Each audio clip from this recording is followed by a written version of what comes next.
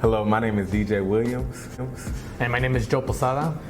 And we're from the UT Youth Engagement Center, Dallas. Today, we're presenting the first part of the college series for the Dallas ISD covering financial aid. The first thing you need to do is create an FSA ID for you and your parent.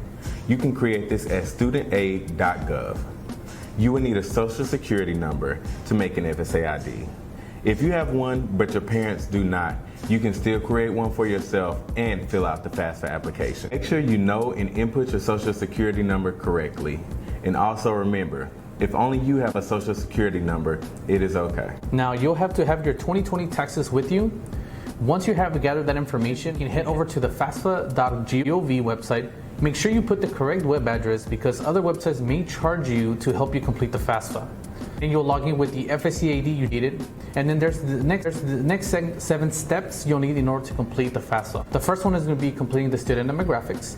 Then you'll be able to choose your high school or your school selection. You also fill out anything pertaining to any dependency status, your parent demographics. And then if you were able to also create an FSA ID for your parent, this is where you would put it using through the parent financial portion. Remember that you can also use the IRS data retrieval tool, and this is only for students that were able to create an FSA ID for your parents. Now, if you were not able to create one for them, don't worry, you can still complete the FAFSA without them having an FSA ID.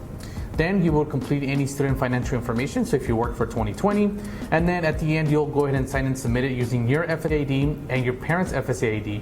In the event you were not able to create an FSA ID for your parents, you will just print a parent signature form and then mail it over to FAFSA and then submit the FAFSA application. Make sure you create a safe key that is easy to remember in order to log back in if you cannot finish it in one setting. Now, for students completing the FAFSA application, you'll need to gather a couple of documents. First, you'll need to make sure that you have your date of birth for you and your parents, your family 2020 tax returns, your tax transcripts, and then in the event that your parents did not file taxes for 2020, you will need the following: a written statement if you were not required to file taxes for 2020, and a copy of their W-2s. Males 18 to 25 need to complete the verification of selective service.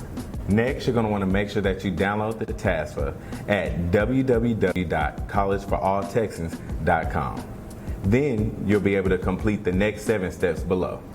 First, you fill out the student information, the household information.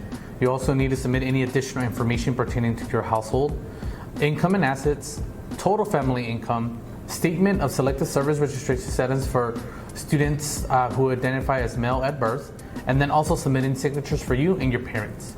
After you complete that, you'll want to send off the TASFA for each school. Make sure that you're in contact with the financial aid office to ensure that they've received all of your TASFA documents.